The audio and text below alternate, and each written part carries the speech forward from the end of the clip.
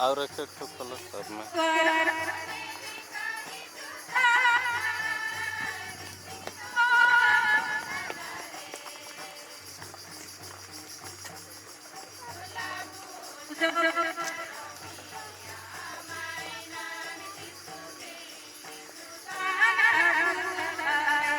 Pack करते जाना, नहीं तो नहीं खड़ा होगा।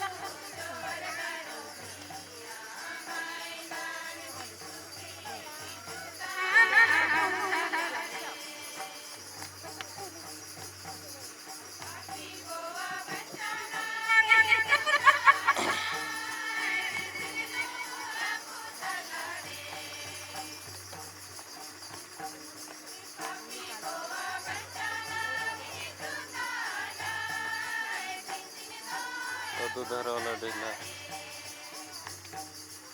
ढीला है।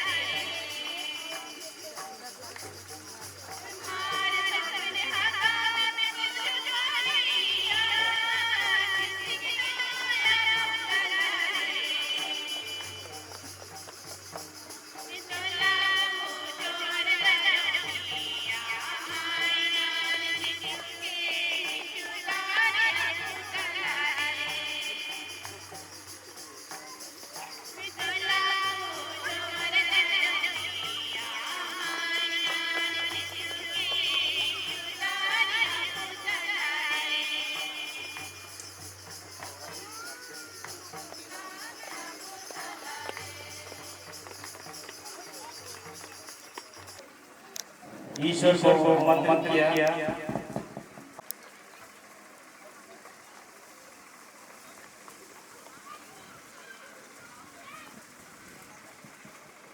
इसके बाद धन्यवाद देते हुए हम लोग चरण की आशीष करते हैं। उसके बाद केक काटना, ये वल्ली पुरोहित के द्वारा केक काटा जाता है। दूसरे दिन प्रार्थना करते हैं और इस चर्चे पर तेरे आशीर्वाद करते हैं।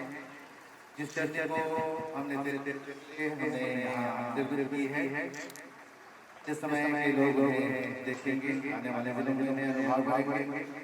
ये प्रभु हम सभी को अपनी आशीष और कृपा प्रदान करता कि हम सभी जैसे जैसे चर्चे के करीब आते हैं, तेरे पुत्र को हम हमारी चर्चा में पाते हैं, हम उसे हमारे हृदय में, हमारे बीच में अनुभव कर सकें और उनसे जुड़े रहें, जिसके ये तूने अपने पुत्र को संसाधन भेजा ताकि वो हमारे उद्धार करे और इनके द्वारा हमारी भी हो। हम यह प्रार्थना करते हैं हमारे प्रभु के द्वारा।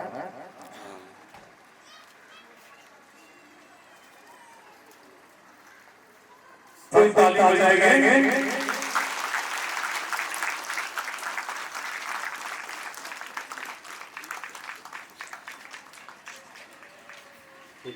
धन्यवाद।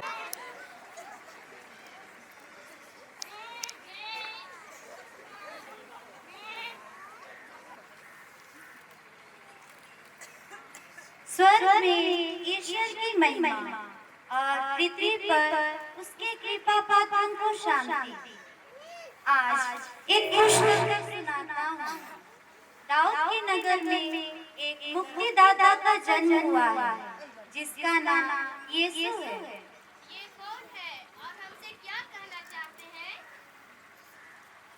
मैं ईश्वर का स्वर्गदूत हूँ, डरिए नहीं। मैं यीशु के जन्म का शुभ संदेश देने आया हूँ। यीशु कौन है? ये हमें क्या कहना चाहता है? यीशु हमें हमारे पापों से छुड़ाने आया। उनकी माता का नाम मरियम और पिता जोसेफ है। उनका जन्म कहाँ हुआ? यीशु का जन्म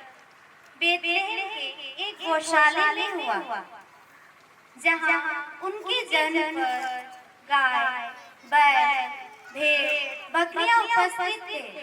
वे कपड़ों में लपेटे और चरने में लेटे हुए हैं। आइए हम सब उनके दर्शन को चले। आप सब शीघ्र जाकर उनका दर्शन कीजिए। हाँ, हमें उनका दर्शन करना चाहिए, क्योंकि वे हम पापियों, गरीबों एवं लाचारों के लिए आए। वाह, सचमुच हम गरीबों को देखभाल करेगा। मैं भी उनका दर्शन करना चाहता हूँ, परंतु हमारे पास उन्हें उपहार में देने के लिए कुछ नहीं है।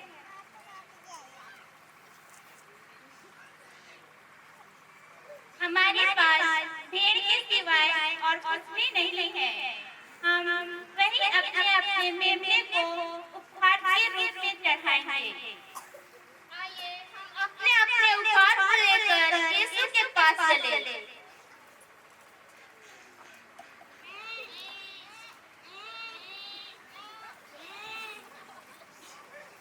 हमें मालूम नहीं होता है कि अब हम कहाँ जाएं। चलते चलते हम थक चुके हैं।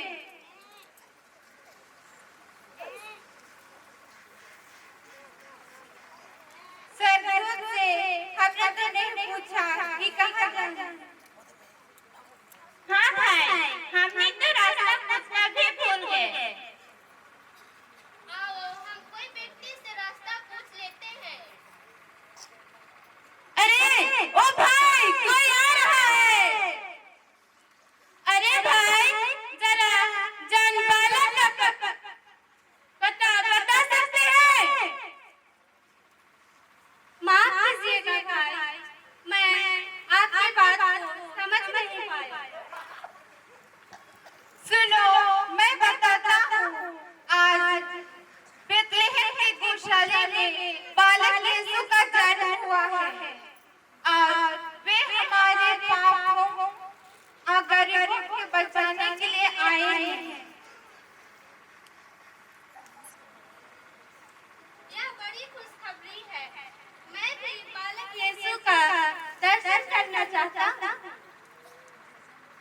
आओ तुम मेरे साथ चलो, मैं किसी दूसरे व्यक्ति से पता लगाता हूँ। ओ भाई जी, क्या बता सकते हैं कि बालक यीशु का जन्म कहाँ हुआ है? हम सब बालक यीशु का दर्शन करने के लिए चले। आओ हम सब साथ चले।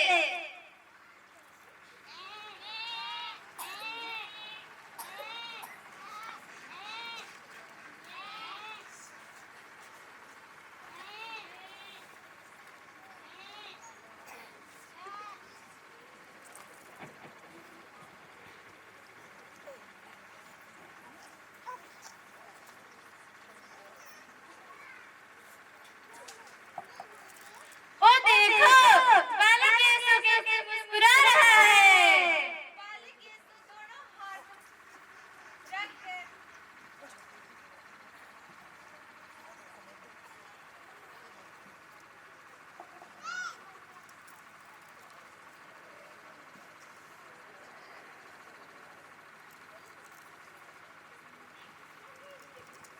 यीशु कड़कते ठंड में एक छोटे से कपड़े में लपेटा हुआ पड़ा है। सचमुच बालक यीशु हम दलितों एवं पतितों के लिए आए। हम इन्हें सच समझ करते हैं।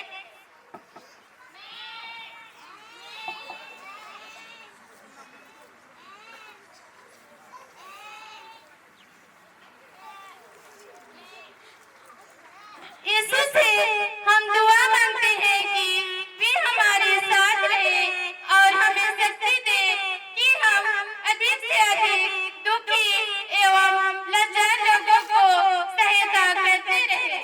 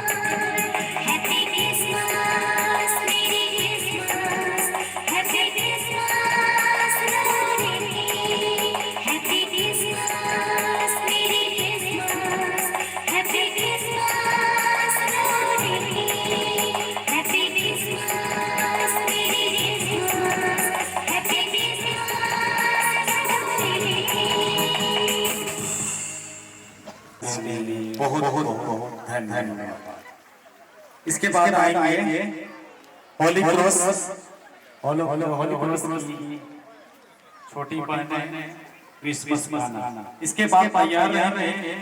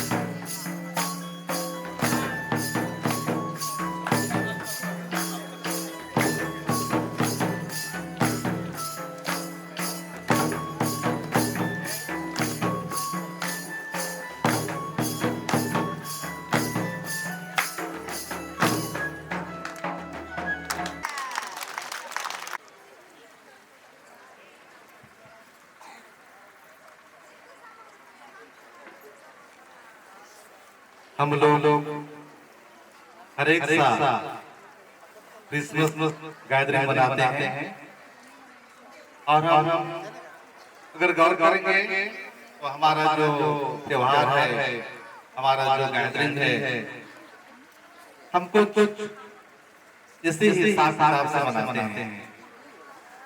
हर एक साल गैदरिंग करते हैं, हर एक साल हमारे घरों को श्रृंगारते हैं, हर एक साल नए नए कपड़ों को उपयोग में लाते हैं, हमारे लिए तरह तरह के चीज वस्तु खरीदते हैं ताकि हम अच्छी तरह से जन्म पर्व मना सके।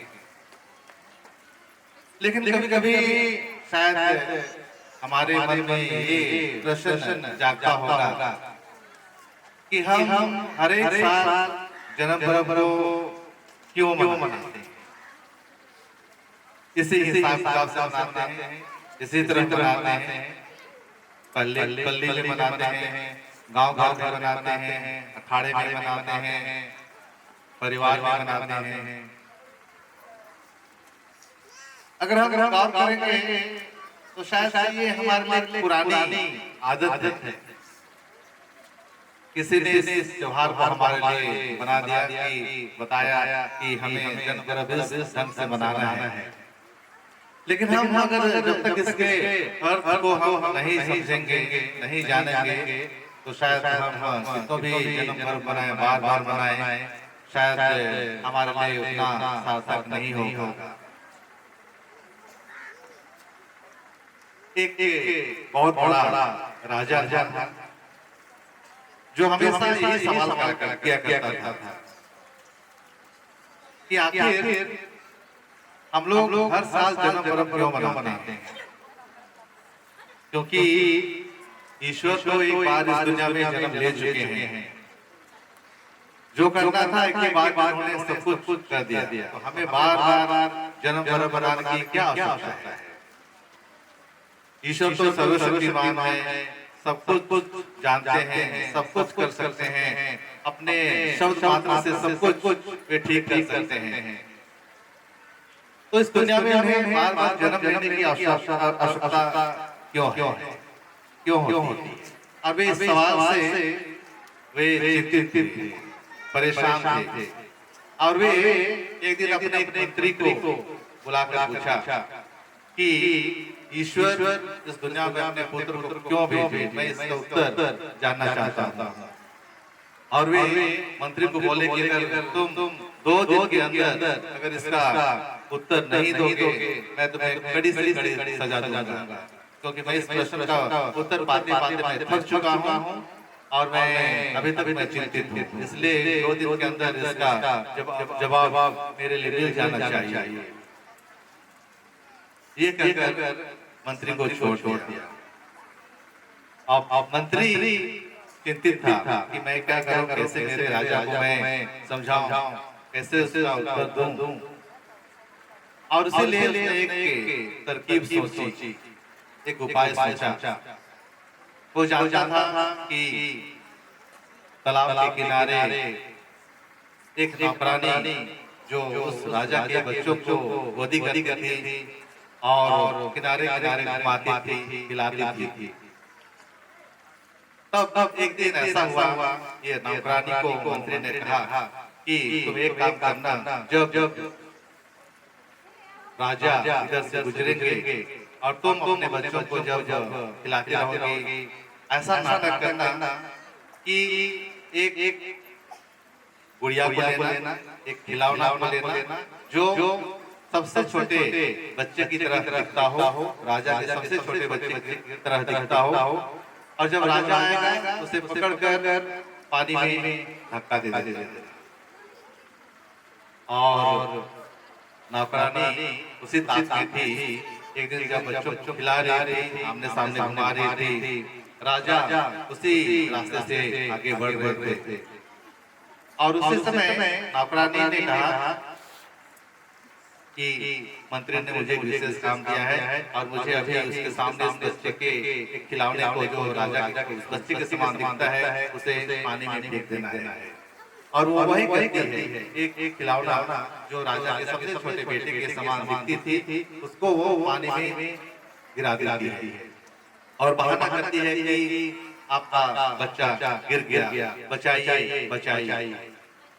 और उस समय राजा जो आ रहा था उधर, वो बिना सोचे समझे दौड़ के आता है और उस पानी में कूद देता है।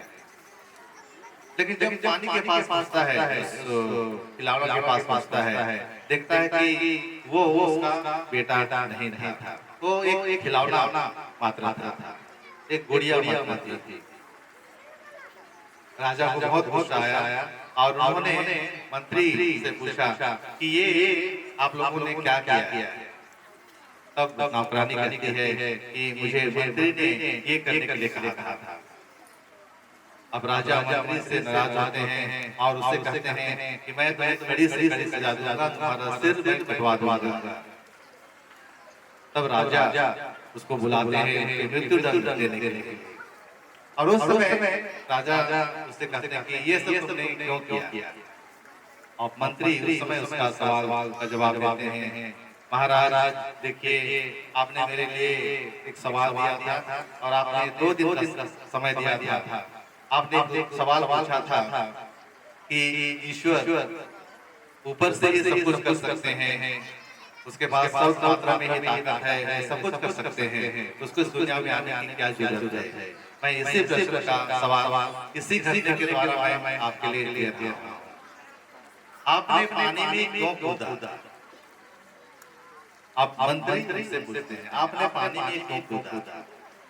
तब राजा कहते हैं कि मैं सोचा कि ये मेरा बेटा है, ये मेरे बच्चे हैं, मैं इसे डूबते हुए देख रहा था और मैं इसीलिए मैंने पानी में कूद गया। और वही उत्तर उसके लिए मिला जाए। मंत्री कहते हैं, देखिए परमेश्वर इस दुनिया में इसीलिए आते हैं क्योंकि वे देखते हैं कि हम मनुष्य जाति डूब रहे हैं, आप डूब रहे थे, पानी में डूब रहे थे, सागर में डूब रहे थे, और इसीलिए वे इस दुनिया में कूद के आए, दौड़ के आए, और इसलिए उसने अपने पुत्र को इस दुनिया में भेज दिए हैं जहाँ हम लोग रह रहे थे, हम लोग मर रहे थे, हम लोग एक पल के लिए हम तरस जीवन तरस रहे थे। और इसीलिए उन्होंने अपने पुत्र यीशु को हमारे इस दुनिया में भेजा ताकि हम जो डूब रहे थे हम बच सके। और वही कारण है कि हम हर एक साल जर्नी बनाते हैं, हर एक साल जन्म पर्व मनाते हैं, हर एक साल हम क्रिसमस गैदरिंग मनाते हैं, उसी घटना को याद करने के लिए। आज ना हमारे चर्च में बालक यीशु को यहाँ लेटा हुआ पाते हैं, ये इसीलिए क्योंकि हम इस दुनिया में लेटे हुए, हम इस दुनिया में गिरे हुए हैं, दबे हुए हैं, और हमें बचाने के लिए परमेश्वर अपने मुक्तिदाता अपने पुत्र यीशु को हमारे लिए भेजते हैं, हमारा उद्धार करने, हमारा पुनरुत्थान करने। मैं आप सभी को धन्यवाद देता हूँ आज के इस सुंदर दिन के लिए। आपने अपने तरीके से अपने सहयोग से आज इस दिन को सफल बनाया है। शुरू से ही अभी तक कई लोगों के लिए तरह की जिम्मेवारी दी गई थी, आप सभी ने उसे बात को भी निभाया, अभी तक करते ही हैं और आने वाले में करते रहेंगे। मैं आप सभी को शुभकामना देता हूँ और पुनः आप सभी को जय श्री कहता हूँ, सबको जय श्री और खुश परम।